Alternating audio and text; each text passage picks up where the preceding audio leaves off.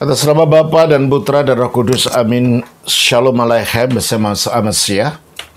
Selamat bertemu kembali saudara dengan saya, Episkop Daniel dari Nikopolis, pendiri dan pemimpin dari Gereja Ortodoks Indonesia.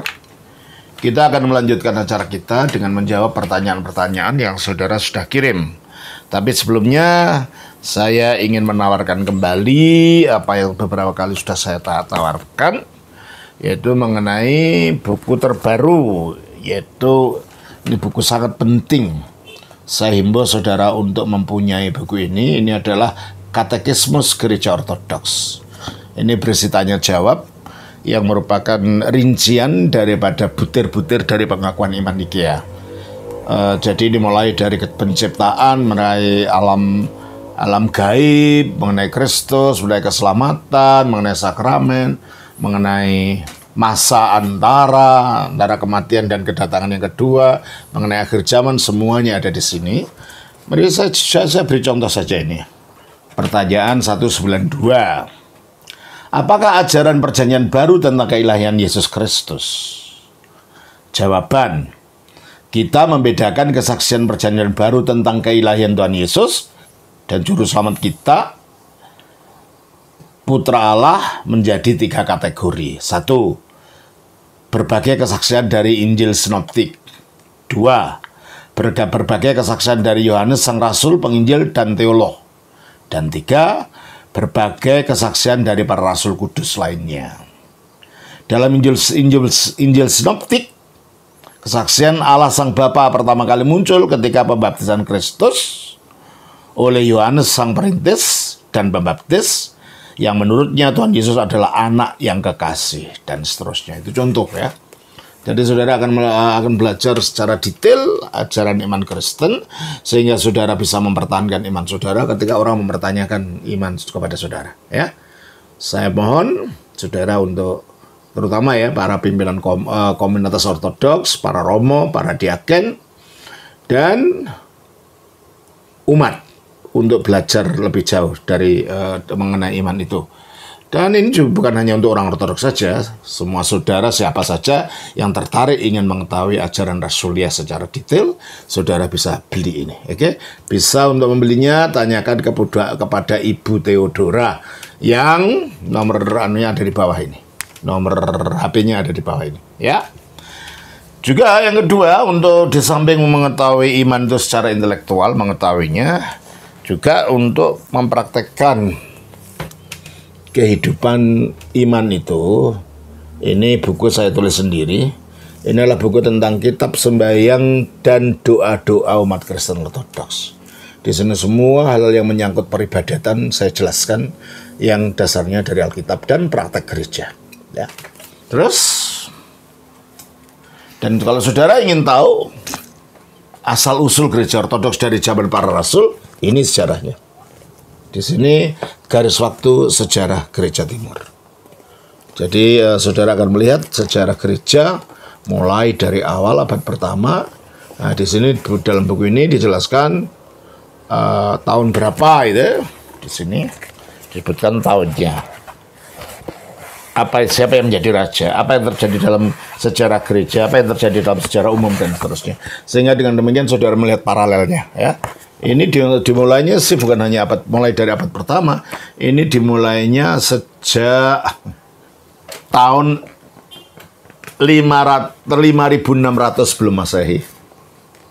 Lalu sampai sejarah dalam sebelum Masehi, tahun 5509, tahun 1000, tahun ini ada apa? Tahun 60 sebelum Masehi. Lalu di sini mulai abad ke-18, Kayafas imam besar, itu Pontius Pilatus pemimpin Romawi di Yudea sampai mulai tahun 26, dan seterusnya dan seterusnya.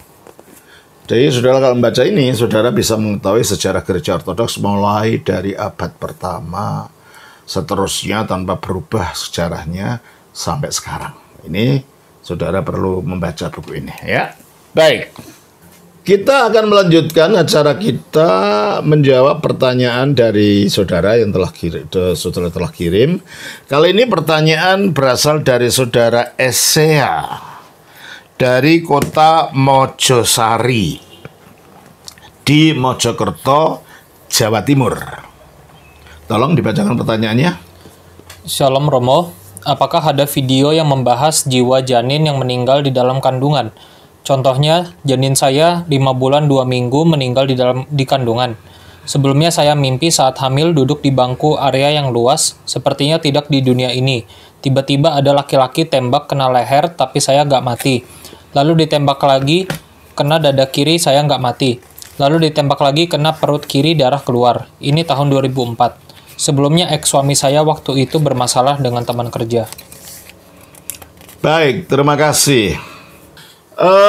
Menurut ajaran iman ortodoks berdasarkan kitab suci, janin itu bukan hanya sekedar merupakan indung telur yang telah dibuahi saja.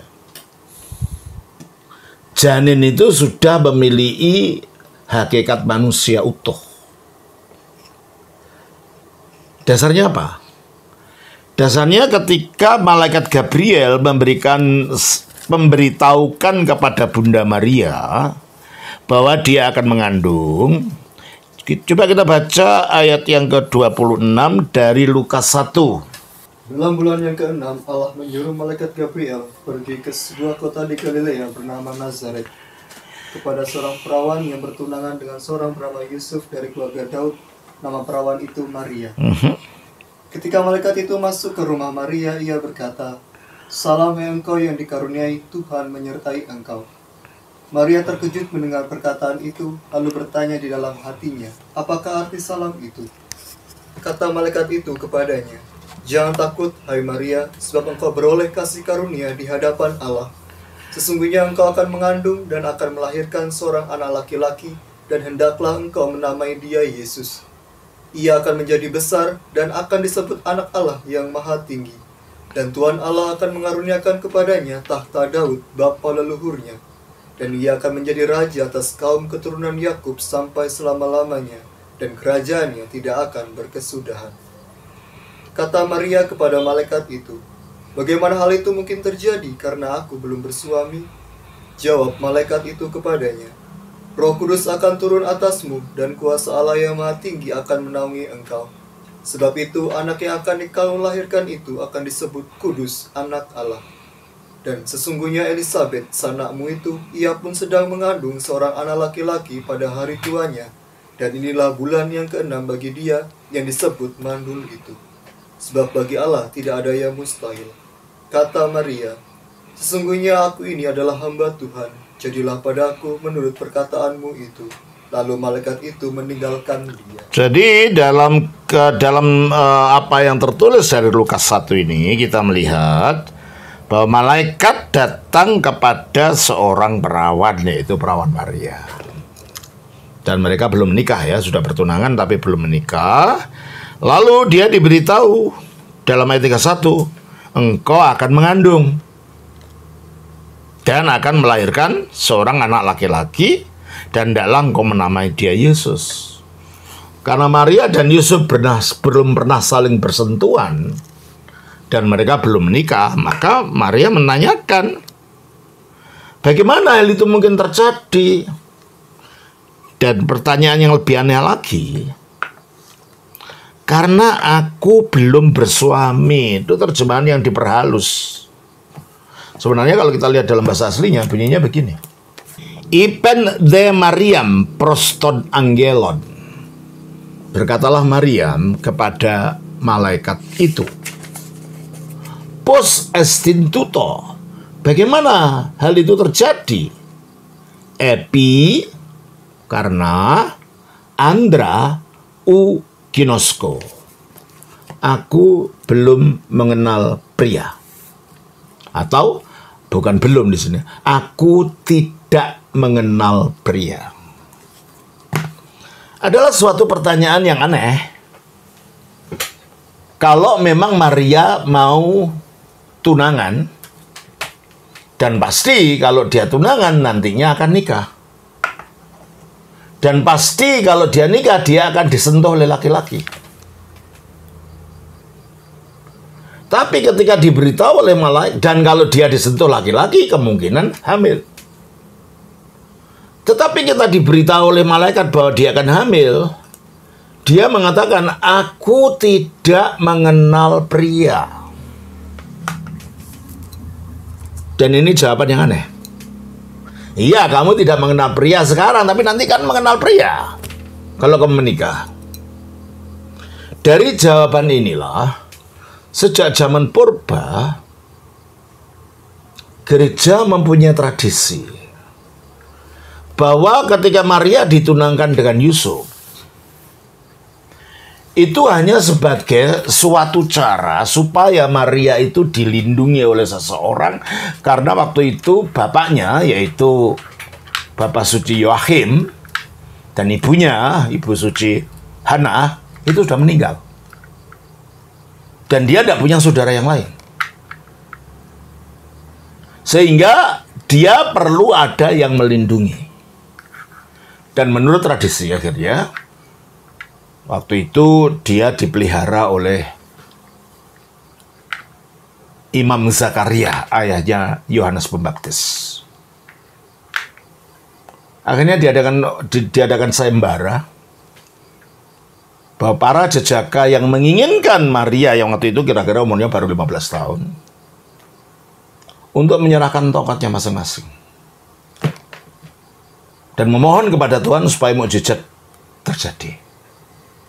Tongkat itu diserahkan kepada Zakaria. Dan menurut tradisi, akhirnya tongkat dari Yusuf, yang waktu itu umurnya jauh lebih tua dari Maria, itu bersemi, mengeluarkan daun, padahal tongkat itu udah kering. Di sini Zakaria melihat ini mujizat, berarti orang ini yang ditetapkan oleh Allah untuk menjadi penjaganya Maria. Karena Maria sejak awal sudah bersumpah untuk hidup selibat. Menurut tradisi, Maria sudah sejak awal menyatakan diri tidak akan menikah. Oleh karena itu tidak heran kalau jawabannya, aku tidak mengenal pria. Nah, karena orang yang bukan keluarga, laki-laki dan perempuan, meskipun umurnya yang laki-laki jauh lebih tua, kalau hidup bersama itu nanti dianggap perzinahan. Tidak mungkin. Maka menurut tradisi, Yusuf diberitahu oleh Zakaria, kamu mau memelihara dia, tapi tidak menyentuh dia. Yusuf bersedia. Tapi agar tidak dianggap berzina, maka dilakukanlah pertunangan. Dan pertunangan pada zaman itu menurut tradisi Yahudi abad pertama itu sudah dianggap perkawinan. Dan untuk memutuskan pertunangan pun harus ada surat lepas putus pertunangan. Oleh karena itu tidak ada dalam Injil diceritakan kapan Yusuf dan Maria menikah, itu tidak ada. Mereka berdua lalu jadi pengantin, itu tidak ada. Ya, makanya ada jawaban. Bagaimana hal itu mungkin terjadi? Karena aku tidak mengenal pria. Demikian akhirnya malaikat menjawab. Jawab malaikat itu kepadanya, Roh Kudus akan turun ke atasmu, dan kuasa Allah yang Maha Tinggi akan menaungi engkau. Maka sebab itu anak yang akan kau lahirkan itu akan disebut kudus, anak Allah. Dari jawaban ini, malaikat menegaskan kepada Maria, anak yang kau kandung itu bukan karena hubungan suami istri, laki-laki dan perempuan, enggak. Itu dari Roh Kudus. Nah, di sini jelas sekali bahwa Roh Kudus itu berbeda dengan yang diyakini oleh agama Islam, bukan nama lain dari malaikat Gabriel. Sebab di sini malaikat Gabriel mengatakan ketika ditanya oleh Maria, bagaimana mungkin terjadi Dia jawabnya, Roh Kudus akan turun ke atas kamu. Dia tidak mengatakan, aku yang masuk ke kamu.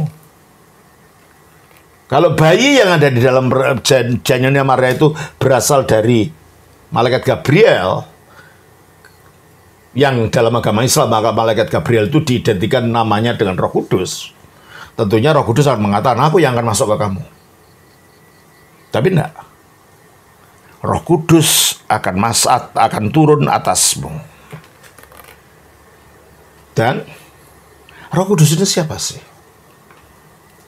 Roh Kudus itu rohnya Allah, yang tinggalnya ada di dalam Allah, satu dengan Allah, bersama dengan firman Allah yang juga tinggalnya satu di dalam Allah.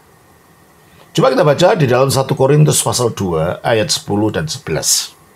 Karena kepada kita Allah telah menyatakannya oleh Roh, sebab Roh menyelidiki segala sesuatu, bahkan hal-hal yang tersembunyi dalam diri Allah. Terus? Siapa gerangan di antara manusia yang tahu apa yang terdapat di dalam diri manusia selain roh manusia sendiri? Jadi menurut ayat ini roh manusia ada di mananya manusia? Di dalam manusia. Terus? Demikian pula lah tidak ada orang yang tahu apa yang terdapat di dalam diri Allah selain roh Allah. Nah, jadi paralelnya kalau rohnya manusia itu ada dalam manusia, berarti rohnya Allah ada di dalam Allah itu sendiri.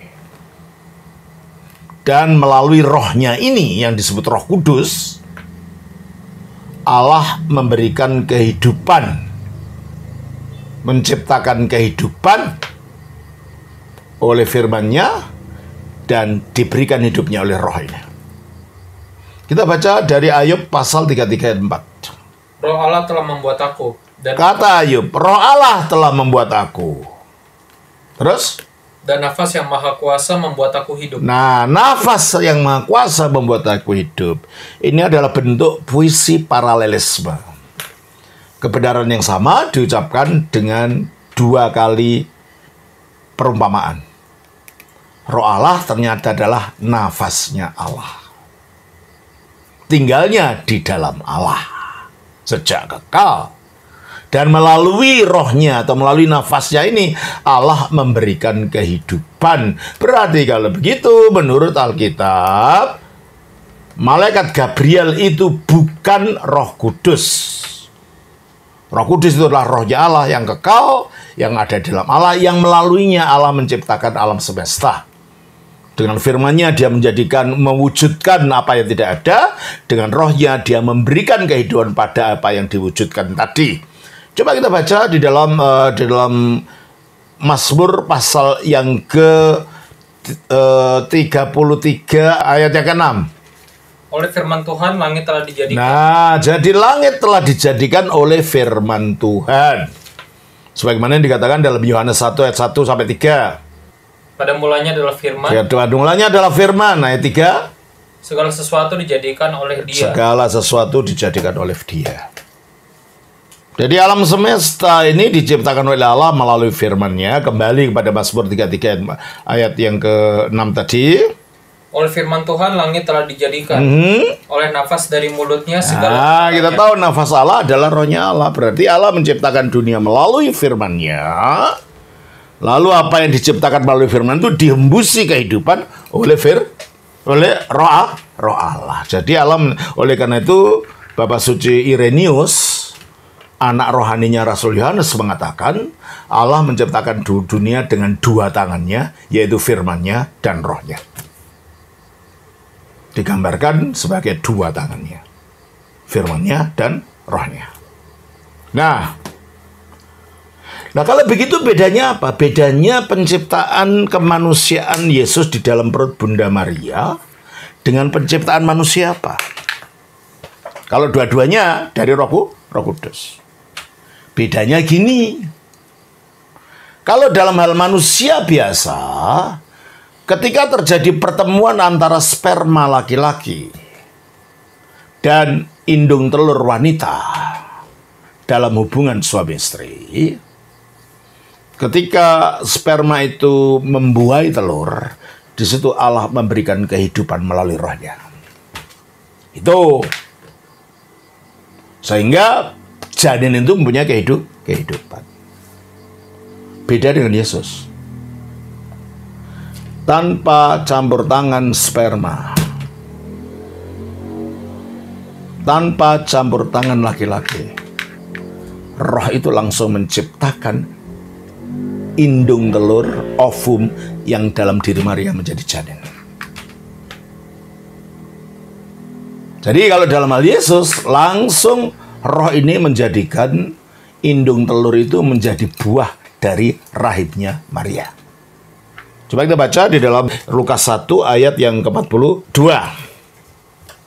Lalu berseru dengan suara nyaring, diberkatilah engkau di antara semua perempuan, dan diberkatilah buah rahimmu. Ya, buah rahimmu maksudnya siapa? Bayi. Jadi ini bukan Maria melakukan hubungan dengan malaikat Gabriel, tidak ada itu. Sebab Roh Kudus itu bukan malaikat Gabriel, dan itu wujudnya roh. Jadi tidak terjadi berhubungan apa-apa. Yang terjadi adalah mujizat dari ovum yang tanpa sperma pria oleh kuasa Allah melalui rohnya dijadikan janin, lalu diambil oleh firman itu dijadikan tubuhnya. Sehingga dengan demikian dia menjadi buah rahim Maria. Jadi kalau gitu, sejak malaikat berkata kamu mengandung, bayi sudah lahir dan sudah berbentuk pribadi. Kenapa? Lukas 1 ayat yang ke-39. Beberapa waktu kemudian berangkatlah Maria dan langsung berjalan ke pegunungan menuju sebuah kota di Yehuda. Di situ ia masuk ke rumah Zakaria dan memberi salam kepada Elisabet. Terus? Dan ketika Elisabet mendengar salam Maria, melonjaklah anak yang di dalam rahimnya, dan Elisabet pun penuh dengan Roh Kudus. Oke, terus? Lalu berseru dengan suara nyaring, diberkatilah engkau di antara semua perempuan, dan diberkatilah. Berarti bayi yang ada di perutnya Elisabet itu melonjak memberi hormat kepada bayi yang ada di perutnya Maria, yang baru terjadi mungkin dalam beberapa hari saja. Berarti kalau Maria itu ovumnya bisa menjadi janin sejak malaikat mengatakan, sejak roh itu menciptakan kehidupan. Kalau dalam hal manusia lain, sejak bertemunya antara sperma dan ovum, janin itu sudah bersifat pribadi. Sehingga dihormati oleh Yohanes, dihormati oleh Elisabet. Jadi teologi ini akhirnya kita kembali melihat kepada antropologi. Oh, kalau gitu menurut ajaran Alkitab, menurut pemikiran ortodoks, manusia sudah menjadi pribadi sejak bertemunya, dibuahinya ovum dari wanita oleh sperma. Tidak menunggu harus menjadi 1 minggu, 1 bulan, langsung saat itu sudah pribadi. Oleh karena itu, kalau langsung saat itu sudah pribadi, maka pertanyaannya, sudahkah dia punya roh? Sudah, karena ada hidupnya. Sudahkah dia punya jiwa? Ya sudah. Meskipun kemampuan jiwa belum berkembang menjadi suatu kemampuan berpikir yang jelas untuk bisa bicara, tapi sudah ada.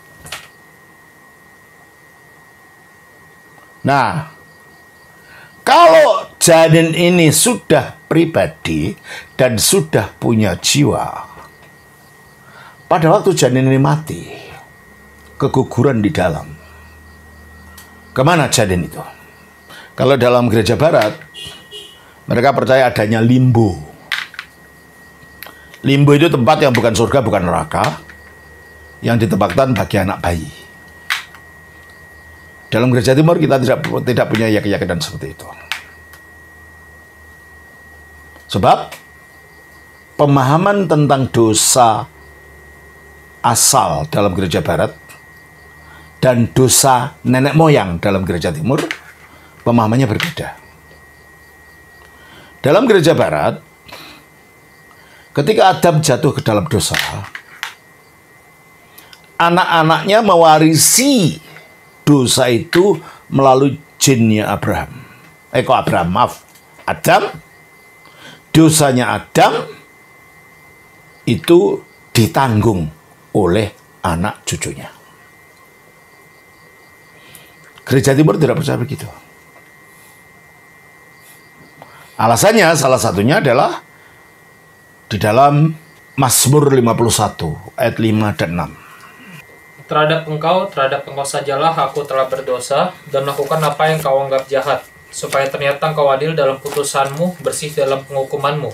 Sesungguhnya dalam kesalahan aku diperanakan, dalam dosa aku dikandung ibuku. Ini alasannya. Berarti manusia itu dikandung dalam dosa sudah. Jadi dia menanggung dosa, mewarisi dosanya Adam.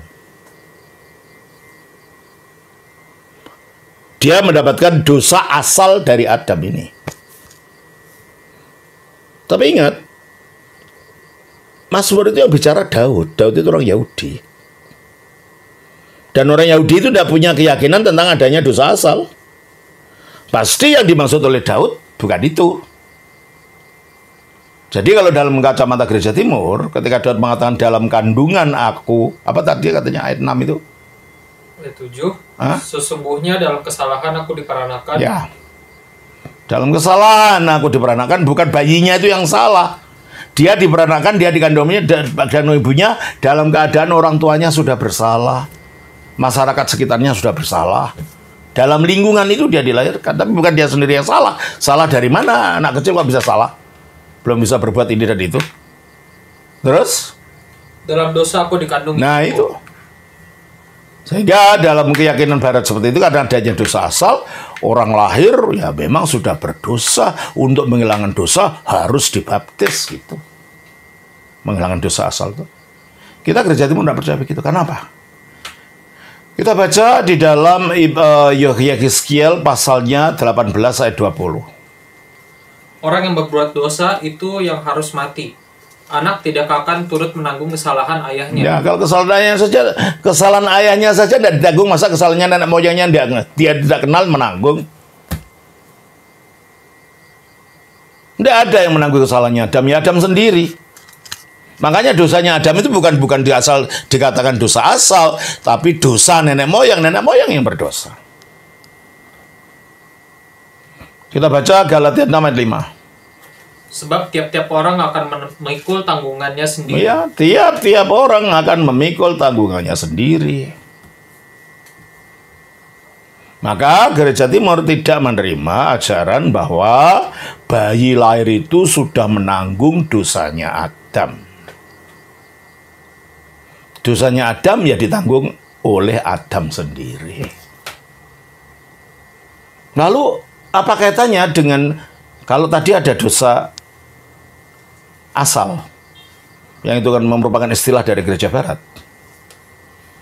Dari Gereja Ortodoks, kita mengistilahnya sebagai dosa nenek moyang. Yang berdosa memang nenek moyang itu. Kita tidak mewarisi dosanya nenek moyang, tapi kita mewarisi akibat dari dosanya itu. Akibatnya apa? Putus dari Allah. Tidak lagi tinggal di surga. Lebih mudah melakukan kesalahan daripada kesucian. Dan kehilangan hidup kekal. Itu akibatnya. Jadi kita menanggung akibat dari perbuatan Adam, bukan menanggung kesalahan Adam itu sendiri. Gambarannya gini. Kalau ada seorang koruptor, ketahuan dikorupsi. Nah, sebelumnya karena dia korupsinya banyak, dia bisa memanjakan keluarganya kan. Anak-anaknya disekolahkan di luar negeri, punya mobil mewah, istrinya mau habiskan uang beram-beram karena uang itu gitu kan, dari korupsi tadi. Sekarang orang ini ditangkap. Yang dihukum siapa? Istrinya ikut dihukum enggak? Ya enggak. Anaknya ikut dihukum enggak? Enggak. Tapi kena dampaknya enggak? Ya karena kalau dipermiskin tadinya manja-manja hidupnya, sekarang enggak bisa manja. Tadinya harus punya mobil Rolls Royce, sekarang hanya naik sepeda, umpamanya gitu. Dampaknya ada, tapi sebagai akibat, bukan menanggung kesalahannya itu sendiri, dia tidak akan dipenjara. Yang dipenjara hanya suaminya, karena suaminya yang berdosa. Demikianlah Di dalam gereja timur, orang mewarisi akibat, kena akibat dari dosanya nenek moyang Adam, tetapi tidak menanggung dosanya nenek moyang itu sendiri. Dan dosa itu wujudnya adalah kita menjadi mati, tidak lagi memiliki hidup yang kekal. Kita baca dari Roma pasal 5 ayat 12. Sebab itu sama seperti dosa telah masuk ke dalam dunia oleh satu orang. Ya, oleh siapa? Oleh Adam. Dan oleh dosa itu juga maut. Oleh dosa itulah masuknya maut, sehingga demikianlah maut itu telah menjalar kepada semua orang. Sehingga maut itu menjalar kepada setiap orang. Kita bisa mati karena ada dosa. Itulah efek dari dosa nenek moyang. Sekarang janin yang kita lihat itu sudah berwujud manusia, sudah berkodrat manusia. Secara moral dia tidak bersalah. Masa janin pernah menipu nggak? Janin bisa membunuh nggak? Janin bisa benci pada orang nggak? Enggak. Secara moral janin tidak bersalah. Maka tidak mungkin janin akan masuk neraka. Tetapi karena dia adalah kena imbas daripada perbuatan Adam. Kalau dikatakan dalam kandungan aku, apa tadi dalam Mazmur pasal 51 ayat 7 tadi?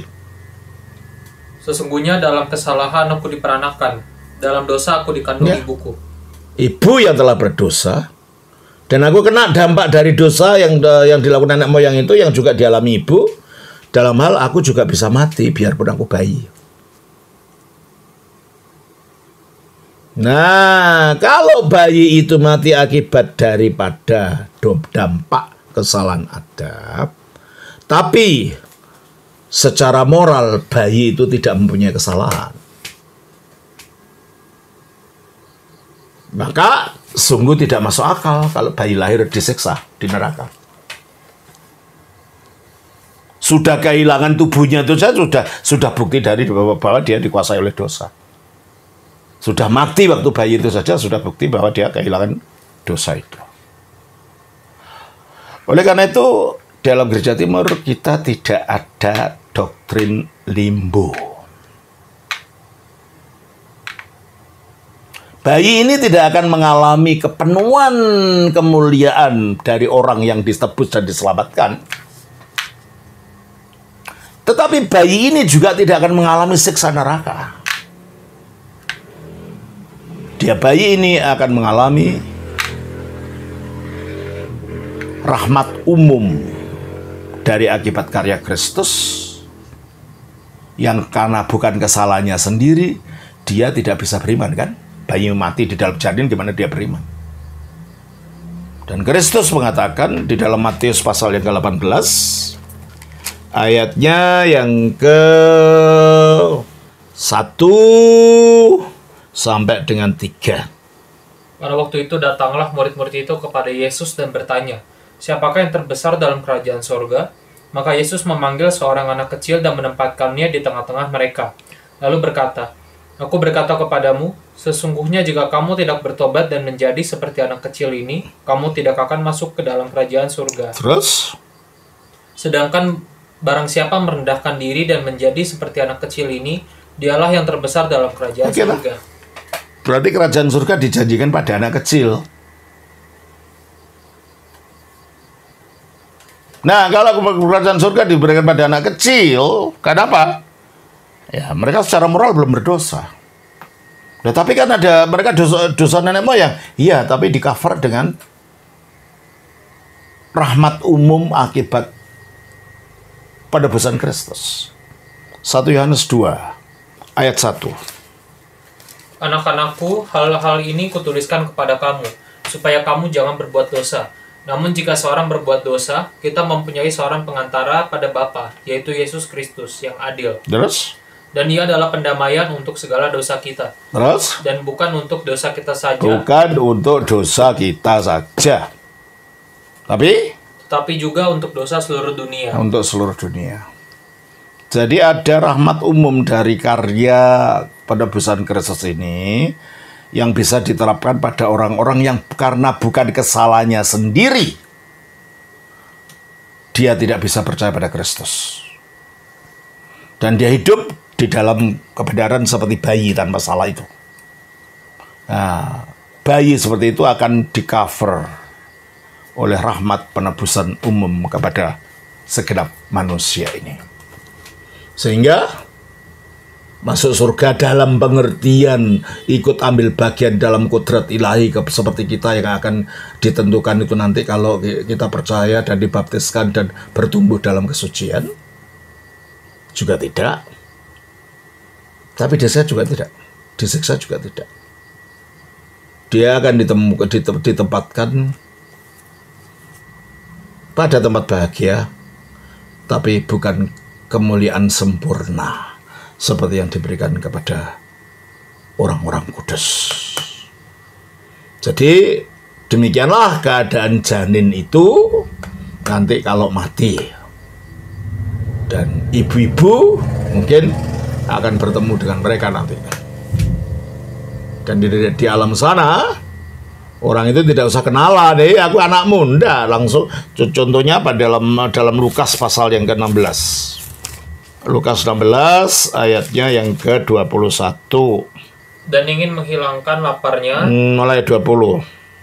Dan ada seorang pengemis bernama Lazarus, badannya penuh dengan borok, berbaring dekat pintu rumah orang kaya itu. Dan ingin menghilangkan laparnya dengan apa yang jatuh dari meja orang kaya itu. Malahan anjing-anjing datang dan menjilat boroknya. Berarti orang kaya ini kenal Lazarus enggak? Pada waktu hidupnya. Enggak. Tapi pada waktu matinya, ayat 23, orang kaya itu juga mati lalu dikubur. Dan sementara ia menderita sengsara di alam maut, ia memandang ke atas, dan dari jauh dilihatnya Abraham dan Lazarus duduk di pangkuannya. Terus? Lalu ia berseru katanya, Bapak Abraham, kasihanilah aku. Dari mana dia tahu Abraham? Kan kalau menurut kisahnya orang ini, kalau dia hidup di zamannya Yesus, Abraham sudah mati 2000 tahun yang lalu. Nggak pernah ketemu kan? Tapi ternyata di alam sana dia tahu itu Abraham. Terus? Bapak Abraham, kasihanilah aku, suruhlah Lazarus. Nah, bagaimana tahu Lazarus? Waktu hidupnya tidak kenal dengan Lazarus. Jadi kalau begitu, di alam sana nanti, di alam roh itu, orang mengenal seseorang secara intuitif. Tidak harus mengenal melalui proses otak berpikir. Tetapi melalui roh langsung, oh ini siapa, ini siapa, ini siapa, ini siapa. Jadi orang akan ketemu keluarganya, akan mengenal orang Abraham yang dia tidak pernah ketemu aja kenal kok. Apalagi orang tuanya, apalagi anaknya. Dan anak-anak ini orang tua yang punya anak-anak yang mati sebagai janin, ya dia akan mendoakan orang tuanya. Karena kerjanya roh itu di sana adalah berdoa kepada Tuhan. Ya, saya kira begitu Mbak Esya yang bisa saya berikan jawaban. Tuhan memberkati. Shalom. Nama Bapa, Putra, Roh Kudus. Amin.